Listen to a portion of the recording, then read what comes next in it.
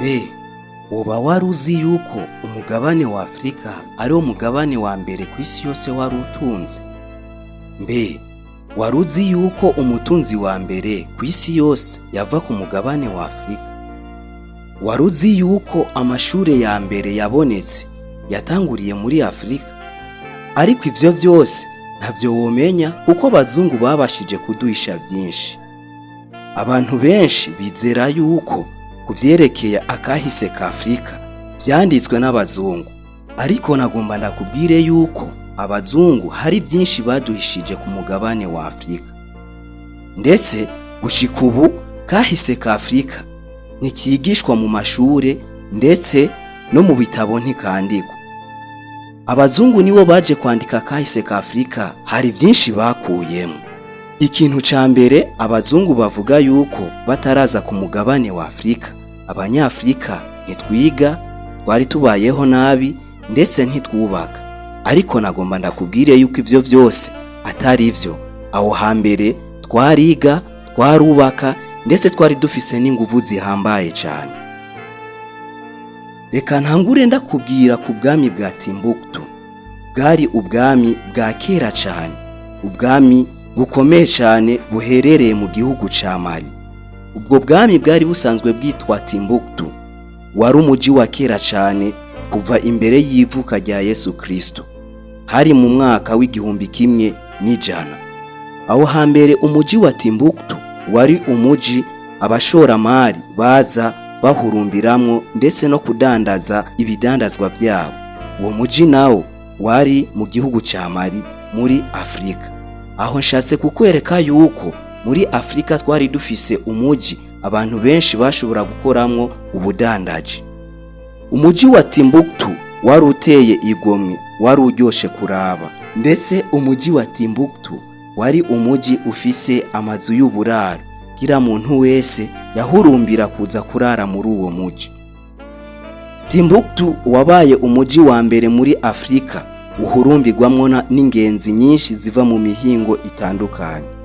Mu kinjana ca 15 mu mwaka w'igihumbi kimwe n'amajana 4, uwo muji wahavuye uba umuji muniniya cyane, aho abantu bava mu mihingo itandukanye bakaza kudandariza muri uwo muji, ndetse waciye uba umuji wa mbere buguyemwo amashure yo gusanzaza ubumenyi hirya no hino.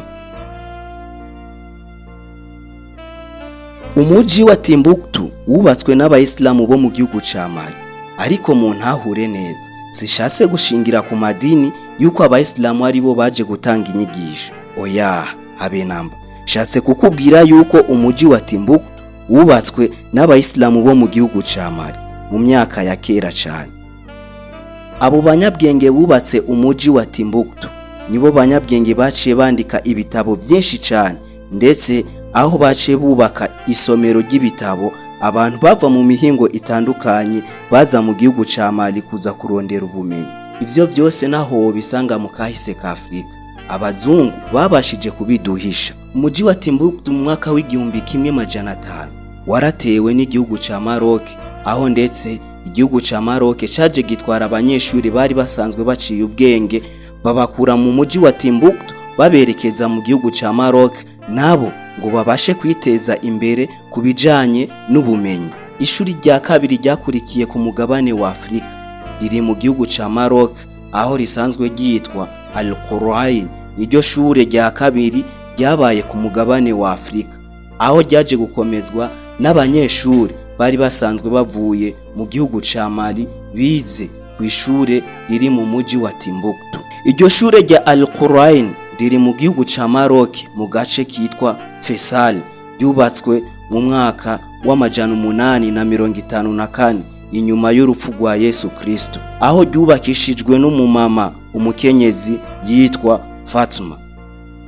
Ku ishure Al-Qurain yize ko mu bamwe mu bantu bakomakomeye, aho nshobora kukubwira yuko Papa Silvestre wa kabiri ariho yize kuri iryo shure mu kinjana ca 10. Hama mu kinjana ca 11 arize ko umufarisayo w'umuyahudi yitwa Maimonides. Iryo shuri rya Al-Qurain ryatanga inyigisho nyabaki. Kuri iryo shure ryatanga inyigisho z'indimi, inyigisho z'ubushakashatsi ndetse n'ibiharuro byarigishwa kuri iryo shure rya Al-Qur'an. Kugeza ubu vyemere yuko ku mugabane wa Afrika ari wo mugabane wa mbere ku isi havuyeho abantu bakomakomeye kandi hize ivyamamare bikomakomeye. Reka nkubwire yuko ku mugabane wa Afrika ariho hantu hambere hatanguye kuba ibipimo vya autopsy. Ushobora kwibaza ati ibipimo vya autopsy ni ibipimo nyabaki? Muri iki gihe abantu barafa ku bwinshi ariko ntumenye icamwishe, tukasha duhurumbira kubatwara mu bihugu bikomakomeye bakabasha kubakorera ibipimo bamenye icabishe niki. Reka nkubwire yuko muri Afrika kuva kera ivyo bipimo barabikora, ndetse ntibabikorera kure, ni mu gihugu kibanyi ca Uganda. Womenya ko muri Uganda bakora ibipimo vya autopsy. Reka nkubwire yuko mu mwaka w'igihumbi kimwe majana 876 umupererezi w'umwongereza yitwa Robert Felkin bamurungise ku mugabane wa Afrika aze kuraba ukungene abanyafrika babayeho. Yaratangaye cyane aho abonye umukenyezi w'umunyafrika wo mu gihugu ca Uganda abashije kuvyara kuri cesarienne. Ushobora kwibaza kuvyara kuri cesarienne no kuvyara gute? Ni kwibaruka aho babashije kwifashisha kukubaga n'imbugita. Ivyo vyaramutangaje cyane kuko yabona yuko muri Afrika ariho hantu hambere haciriritse, ariko agatangara kubona abakenyezi bibaruka kuri cesarienne. Eka n'ikindi camutangaje nuko yabonye bariko barakora ibipimo vya autopsy aho hari umugabo yitavye Imana, abona abanya-Uganda bariko bamukorera autopsy babashwe kumenya uwo mugabo yishwe niki. Ivyo navyo biza kutwereka yuko ku mugabane wa Afrika abazungu bataraza kwari duciye ubwenge kandi hariho ubuvuzi bukomeye cyane. Reka nongere nkwereke yuko ku mugabane wa Afrika ariho hantu hambere hariho imiji myiza cyane. Mbe woba waruzi umuji usanzwe witwa Thebes? Wari umuji wa mbere ku isi munini aho wawusanga mu gihugu ca Misri. Ubu ico gihugu gisanzwe citwa Egypt, aho abanyemisri bawita umuji wa Amon. Nkwibutsa yuko Amon cari ikigirwamana abanyemisri basenga. Uwo muji watanguye kubaho mu myaka y'amajana 4 imbere y'ivuka rya Yesu Kristo. Nkuko musanzwe muzi, imiji ya kera yari imiji minini ya cyane, kandi aho kubwinjiriro wasanga ufise umuryango umwe. Ariko umuji wa Thebes wowe suko vyari bimeze, wari ufise imiryango irenga 100 yo kwinjirira. Uwo muji wubatswe n'ivyuma bikomakomeye cyane. Ivyo vyanditswe mu gitabo c'umugiriki yise Iliad of Homer, aho mu mwaka w'igihumbi kimwe na 5 umuji wa Thebes wari ufise abantu bangana ku bihumbi birenga majana 7 bari bamaze kwinjira muri uwo muji no kuwuhurumbira ukungene wari uteye igomwe n'ubwiza. Mu muji wa Thebes hariho inzu nini bataziye Temple of Ammon. Iyo nzu yubatswe mu mwaka w'ibihumbi 2000. Aho nashatse kukwereka ko abanyafrika bari baciye ubwenge. Ikindi cyatangaje abakoloni n'ubu kikibatangaza ni piramide ziri mu gihugu ca Egypt. Gushika ubu ntibaratahura ukungene bazubatse. Eka na jewe sindatahura ukungene izo piramide zubatswe. Abami ba Misri barubaka amapiramide menshi cyane kandi manini, bagatanga itegeko yuko iyo bapfuye babahambe muri izo piramide, ndetse n'ubutunzi bwabo babuhambe muri izo piramide. Mu gihugu ca Misri harimo piramide zirenga 118. Aho novuga yuko piramide ya mbere mu gihugu ca Misri yitwa The Great Pyramid of Giza. Niyo piramide ndende cyane, kandi niyo piramide ifise uburemere bungana na toni miliyari 6. Kandi niyo piramide ya mbere ndende ku isi yose y'amapiramide, ifise imetero 481. Iyo piramide bayubatse imbere ya Yesu Kristo. Iyo piramide yubatswe n'amabuye akomakomeye kandi ibuye rimwe rya piramide ryapima toni 70. Aho nshatse kukwereka yuko muri Afrika twarubaka kandi twari dukomeye, aho umunyafrika yashobora guterura ibuye ringana na ibuye ripima toni 70.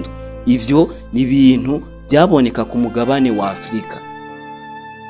Abakoloni bashitse muri Egypt barumiwe cyane mu kuraba ukungene abanyafrika babashije kubaka piramide ndende cyane kandi ziremeye.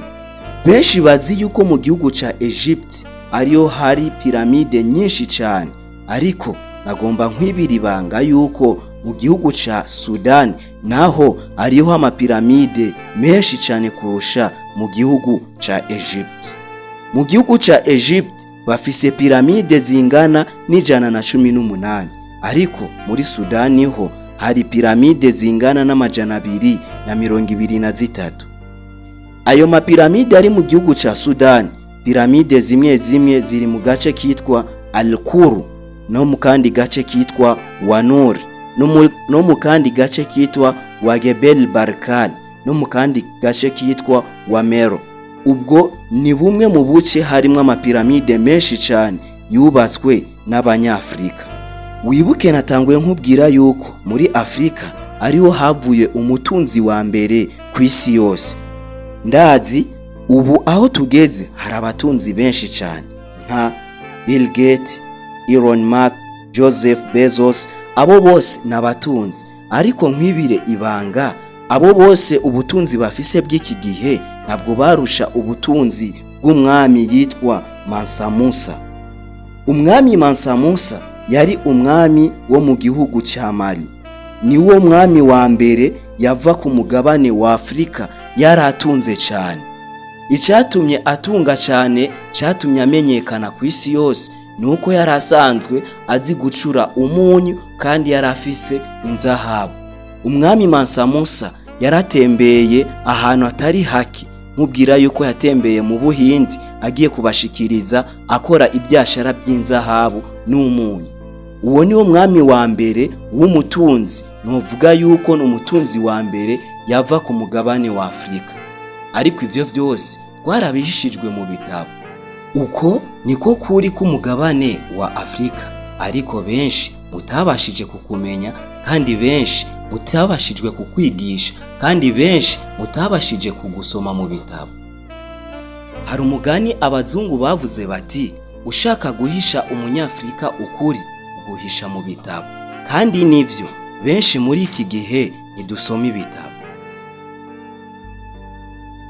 Uwariko aragushikiriza ikiganiro warubizi ni jewe Ali Osama, uri TV Buja News yahoze yitwa Justiza Pro.